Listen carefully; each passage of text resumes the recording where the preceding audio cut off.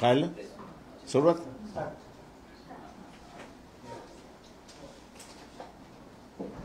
महाराष्ट्र शासनाने मोठ्या गाजावाजामध्ये आम्ही मराठा समाजाला कुणबी संबोधावं अशा रीतीने असणारा जी.आर. जाहीर केला आणि अशी टिमकी मारली की न सुटणारा प्रश्न आम्ही सोडवला. मी दुर्दैव असं म्हणेन की भारतीय जनता पक्षाने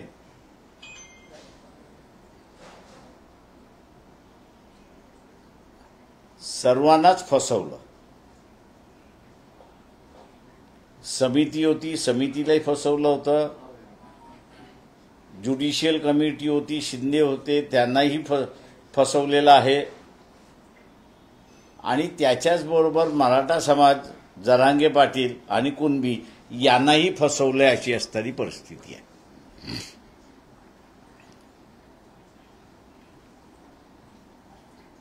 म्हणजे कोणाच्याच हाताला काही लागलं नाही अशी असणारी परिस्थिती आहे. वंचित बहुजन आघाडीची जी भूमिका होती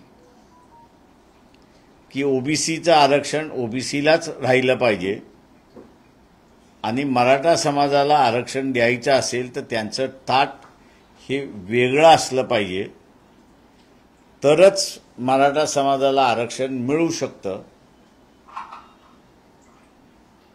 ती भूमिका शासनाने घेतली नाही. तर शासनाने सर्व मराठा हे कुणबी समजावेत म्हणून असा जो जी.आर. काढला,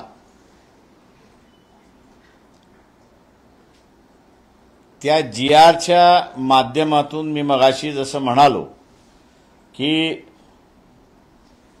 पूर्णपणे भारतीय जनता पक्षाने सर्वच राजकीय पक्ष, मग तो एनसीपी असेल, अजित पवारांचा असेल किंवा शरद पवारांचा असेल किंवा एकनाथ शिंदे असतील किंवा उद्धव ठाकरे असतील, या सगळ्यांना गंडवलं असं मी त्या ठिकाणी म्हणणार आहे. फसवलं सुद्धा असं म्हणणार नाही, पण भारतीय जनता पक्षाने त्यांना पूर्णपणे गंडवलं असं मी त्या ठिकाणी म्हणणार आहे. आणि त्याचं कारण असं आहे की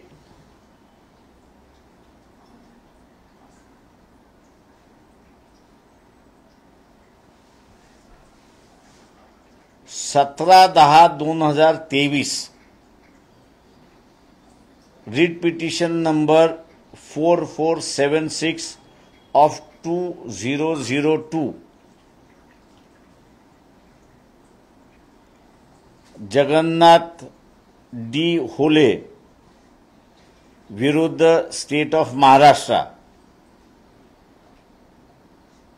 हा निर्णय जो आहे तो हायकोर्टचे माजी न्यायाधीश मार्लापाले आणि ए.एस. बग्गा या दोघांनी दिलेला आहे. या दोघांनीही या जजमेंटच्या पॅरा 13 मध्ये जे नमूद केलेलं आहे ते मी आपल्यासमोर या ठिकाणी वाचून दाखवतो, कारण का ते महत्त्वाचं आहे अशी असणारी परिस्थिती आहे. If the impugned decision which is based on sole document is accepted in the instance case, the entire Maratha community in the state of Maharashtra will have to be accepted to be belonging to Kunbi dash other backward classes, and this would result in nothing short of social absurdity. The original register which we have pursued by us proves the document submitted by the complainant and at no point of time their veracity was challenged by the respondent number 3 before the committee. The decision of the committee validating caste claim of respondent number 3 is without reason, and the conclusion arise in the impunged decision totally lacks the educator parameter. As the Caste Verification Act has been brought into force from 1810-2001, the committee is quasi-judicial body and its findings are required to be supported by reasons on assessment of evidence placed before it by the respective parties. The committee's findings are thus grossly erroneous on this account as well, and such finding, without setting out the reason thereof, are ab initio void. आता या निर्णयाप्रमाणे सर्वच मराठा समाजाला कुणबी संबोधिता येत नाही. त्याच्या अगोदरच्या पॅराग्राफमध्ये कुणबी ही काही जात नाही, तर कुणबी हा व्यवसाय आहे असं नमूद करण्यात आलेलं आहे. हा निर्णय सुप्रीम कोर्टातही गेला आणि सुप्रीम कोर्टाने सुद्धा शिक्कामोर्तब त्या ठिकाणी मारलेला आहे की सर्वच मराठा ही कुणबी आहेत असं सरसकट त्या ठिकाणी धरता येत नाही. आणि म्हणून जो निर्णय भारतीय जनता पक्षाने GR मार्फत काढला तो मगाशी मी म्हटल्याप्रमाणे गंडवणारा आहे, फसवणारा आहे. त्यांनी राधाकृष्ण विखे पाटील त्यांची समिती होती त्यालाही फसवलंय, गंडवलेलं आहे. जस्टिस शिंदे यांची कमिटी होती त्यालाही त्या ठिकाणी गंडवलेलं, फसवलेलं आहे. जरांगे पाटील आंदोलनात बसले होते, सगळे कार्यकर्ते त्यांना असताना फसवलेलं आहे, गंडवलेलं आहे, अशी असणारी परिस्थिती आहे. जेव्हा सुप्रीम कोर्टाने असं म्हटलेलं आहे की सर्वच मराठ्यांना कुणबी म्हणून आपल्याला संबोधता येत नाही, त्यावेळेस हा GR बेकायदेशीर आहे, कायद्याला धरून नाही, एका इस्टॅब्लिश निर्णयाच्या विरोधात आहे. आणि म्हणून जो काही आनंद मराठा समाज व्यक्त करतोय तो क्षणिक आहे असं मी त्या ठिकाणी मानतो. कारण हा निर्णय ज्या ज्या वेळेस कोर्ट केला जाईल त्या त्यावेळेस ज्युडिशरी ही या निर्णयाच्या बाजूने उभी राहील. आणि जिथे 2006 साली निर्णय आलेला आहे, तर ह्या 2006 सालच्या निर्णयाला सुप्रीम कोर्टामध्ये मी जसं म्हटलं चॅलेंज केलं होतं, ते आता चॅलेंज करण्याची जागा सुद्धा राहिलेली नाही. फार फार तर रिव्ह्यू पिटिशन किंवा क्युरेटिव्ह पिटिशन हे 2 त्या ठिकाणी फक्त टाकता येतात अशी परिस्थिती आहे. तेव्हा भारतीय जनता पक्षाला माझा असणारा सवाल आहे की तुम्ही जाणीवपूर्वक या सगळ्या लोकांना गंडवलत का, फसवलत का, याचा खुलासा तुम्ही पहिल्यांदा त्या ठिकाणी केला पाहिजे. आणि दुसरा ओबीसींचा असणारा इश्यू आहे. हे जजमेंट जरी अस्तित्वात असलं तरी ओबीसींना स्वतःच्या अधिकारासाठी लढावं लागेल, मोर्चे काढावे लागतील, आंदोलनं करावे लागतील, बैठका घ्याव्या लागतील. आणि ओबीसीचे जे मंत्री आहेत त्यांनी कॅबिनेटमध्ये कशा रीतीने प्रेशर घालायचं, प्रेशर ठेवायचं, याचाही ओबीसी मंत्र्यांना विचार करणं गरजेचं आहे असं मी त्या ठिकाणी मानतो. आपण आता विचार करावा की राजीनामा द्यावा भुजबळांनी असं वाटतं तुम्हाला? नाराजी व्यक्त करून कॅबिनेट सोडून गेलेले आहेत. आता तो त्यांनी ठरवायचा आहे की राजीनामा द्यायचा की न द्यायचा, हा त्यांनी ठरवला पाहिजे. आता तुम्ही जे क्लॉजेस सांगितले की त्या अंतर्गत म्हणजे आरक्षण देता येणार नाही, परंतु मनोज जरांगे पाटील हेच म्हणत आहेत की आम्ही स्टेजवरती शब्द घेतलाय राधाकृष्ण विखे पाटलांचा की GR मध्ये आम्ही चेंजेस पण आणू शकतो. मग आपल्याला या संदर्भात प्रश्न असा आहे, GR मोठा की जजमेंट मोठं? जजमेंट मोठं. त्याच्यामुळे जजमेंटनी एकदा असं म्हटलं की सर्वच मराठ्यांना कुणबी म्हणून संबोधता येत नाही, असं ज्यावेळेस म्हटलेलं आहे त्याला तुम्ही ओव्हरकम कसं करणार? हे जजमेंट आम्हाला माहीत होतं आणि म्हणून वंचित बहुजन आघाडीने जी भूमिका घेतली होती की ओबीसीचं आरक्षण ओबीसीना राहू द्या, मराठा समाजाला आरक्षण द्यायचं असेल तर त्याला वेगळं आरक्षण तुम्हाला द्यावं लागेल आणि ते जर वेगळं आरक्षण दिलं असतं तर त्याचं पॅरामीटर सरकार कोर्टाने पाहून त्यांचं कन्फर्म केलं असतं असं मला वाटते. पण ज्या पद्धतीनं मनोज जरांगे पाटलांनी 2 मुद्दे काढले ते म्हणजे हैदराबाद गॅझेट आणि आता सातारा गॅझेट, या गॅझेटचा बाबतीत परिणाम होऊ शकतो किंवा तो तरी मराठा समाजाला दिलासादायक आहे? अजिबात नाही. याचं कारण की हे दोन्हीही गॅझेट जे आहे ते 20 सालचे गॅझेट्स आहेत, परंतु 1930 साली सेकंड राऊंड टेबल कॉन्फरन्स झाल्यानंतर गव्हर्नमेंट ऑफ इंडिया ऍक्ट हा पब्लिश झाला आणि government of India act public झाल्यानंतर त्याच्यामध्ये SC आणि ST यांच्या असणाऱ्या 2 वेगवेगळ्या शेड्यूल्स राज्यभर हे पब्लिश करण्यात आले की कोण SC आहे आणि कोण ट्रायबल आहे. तशा रीतीने इतर मागासवर्गीय कोण याचा GR त्यावेळेस निघाला नाही. त्याच्यामुळे 1930च्या अगोदरची जी आहेत त्याला तसा फारसा कायद्याचा आधार नाही असं मी त्या ठिकाणी मानतो.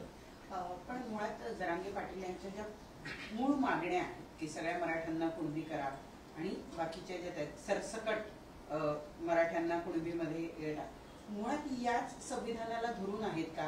या मागण्या पूर्ण करण्यासाठी आहे का की केवळ राजकीय दबाव तयार करण्यासाठी हे आंदोलन तयार? मी असं आता आपल्यासमोर माजी न्यायाधीश हायकोर्टाचे मार्ला पार्ले आणि बगाजी यांचं जजमेंट मी असताना आपल्यासमोर वाचून दाखवलं. पॅराग्राफ 13 मध्ये त्यांनी असं म्हटलेलं आहे की 13 मध्ये असं म्हटलेलं आहे की सगळ्या मराठ्यांना कुणबी म्हणून संबोधिता येणार नाही आणि तसं करणं चुकीचं आहे असं त्यांनी नमूद केलेलं आहे. त्याच्यामुळे एकदा कोर्टाने निर्णय दिला तर तो फायनल आहे त्या ठिकाणी. त्याच्यामुळे आता कितीही पब्लिकली आपण म्हणायला लागलो की सर्वच मराठा कुणबी आहेत, कायद्याने त्याला काहीच अधिकार नाही अशी असणारी परिस्थिती आहे. पण मुख्यमंत्र्यांनी दोन्ही उपमुख्यमंत्री म्हणतायत आम्ही कायद्याच्या चौकटीत बसणारच आरक्षण देतोय, तसाच निर्णय घेतलाय, कायद्याचंच नाव पुढे केलं जात आहे सरकारकडून. मी आपल्याला आता असताना जे जजमेंट आहे ते वाचून दाखवलेलं आहे. हे मुंबई हायकोर्टाचं जजमेंट जे आहे ते सुप्रीम कोर्टाने कन्फर्म करून दिलेलं आहे. त्याच्यामुळे आता सुप्रीम कोर्टापुढे असणारं मी जसं म्हणालो की रिव्ह्यू पिटिशन नव्हतं किंवा क्युरेटिव्ह पिटिशन सुद्धा नव्हतं. त्याच्यामुळे हा निर्णय फायनल झालेला आहे. त्याच्यामुळे म्हणून मी म्हटलं की भारतीय जनता पक्ष गंडवतोय आणि फसवतोय हे त्यांनी थांबवावं अशी असणारी परिस्थिती आहे. नाही, याच्यामध्ये न्यायालयाच्या मार्फत दबाव आणून हे आंदोलन त्यांनी प्रयत्न केला तर सरकार. तुम्ही फक्त भाजपचं नाव घेताय. सरकार महायुतीचं सरकार आहे. मग त्यातले जे 2 मराठा उपमुख्यमंत्री आहेत त्यांचा समावेश तुम्ही यात का करत नाही? कारण मी याचं करत नाही कारण का त्यांना गंडवलेलं आहे आणि फसवलेलं आहे. पण मग त्यांनाही कळत नाही. त्यांना कळालेलंच नाही. काल सुनील तटकरे म्हणाले माध्यमांशी बोलताना की आम्हाला GRचा अभ्यास करावा लागेल. याचा अर्थ अजित पवार यांच्या राष्ट्रवादीला विश्वासात घेतलं नाही असं म्हणायचं. ते मला माहित नाही. जो जजमेंट दिलेलं आहे कोर्टाचं जजमेंट आहे. जसं तुम्ही ऍडव्होकेट आहात, मनोज जरांगेंसोबत देखील एक ऍडव्होकेटची टीम असते, त्यांची ही गोष्ट लक्षात आली नसेल किंवा त्यांनी असं मी जजमेंट वाचून दाखवलं, कुठच्या सालचं आहे तेही वाचून दाखवलं, पार्टीज कोण आहे तेही वाचून दाखवलं 2006 या AIR मध्ये कोट झालेला आहे, तेही मी असं त्या ठिकाणी आपल्याला वाचून दाखवलेलं आहे. त्याच्यामुळे आता हा एका अर्थाने प्रश्न सर्व मराठा कुणबी आहे असा जो इश्यू होता त्याला कोर्टाने फुल स्टॉप केलेला आहे. त्याच्या पुढे जाता येत नाही तुम्हाला. त्याच्यामुळे आम्ही जो म्हणून मगाशी मी जे म्हणालो की वंचित बहुजन आघाडीने जो तोडगा मांडला होता की ओबीसीच्या आरक्षणामधनं मराठ्याला देण्याच्या ऐवजी मराठा समाजाचं वेगळं ताट करून त्याला असं आरक्षण द्या तर ते टिकणार राहील अशी असणारी परिस्थिती आहे. बोलला सुद्धा होतात म्हणजे ज्यावेळेला लोकसभा निवडणुकीचं सगळं वारं वाहत होतं त्यावेळेला तुमचा संवाद सुद्धा झाला होता. त्यावेळची तुमची ही भूमिका माझी ती यावेळची भूमिका आणि ती आजही भूमिका आमची आहे. तुम्ही त्यांना व्यवस्थित समजावून सांगितली होती. तरी सुद्धा त्यांची मागणी आहे की मराठ्यांना ओबीसी मधूनच आणि कुणबी म्हणूनच आरक्षण दिलं गेलं पाहिजे. मग ही मागणी ही समाजाला भरकटणारी वाटत नाही का? मी एवढंच म्हणेन त्याच्यामध्ये की भारतीय जनता पक्षाने एका दगडामध्ये अनेक पक्षी मारण्याचा खेळ त्या ठिकाणी केलेला आहे आणि जसजसा वेळ जाईल तसतसं आपल्याला लक्षात येईल की या निर्णयामुळे मोहळ उठून